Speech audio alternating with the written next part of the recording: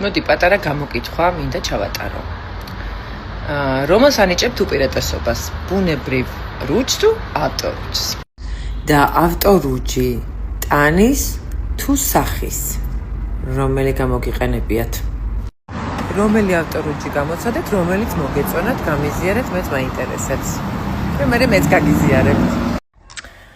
აბა, ავტორუჯი უფრო უსაფრთხოა კანისთვის, როგორც ChatGPT-მ გითხრა და ექიმებისგანაც ვიცოდი, რომ ბუნებრივი მზის ჭარბი აბაზანები დნმ-ს შლისო.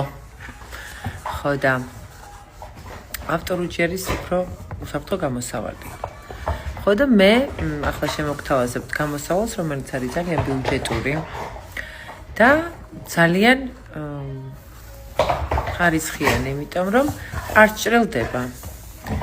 არც რაღაცნაირად ლაქებს არ ტოვებს. და არის ავტორუჯი. თან ხვალდაზე გაკ პასტაკლება. გაინტერესებთ? Espresso hearts collide, no more need to hide. In the phone they draw their dreams and more. Waitress go.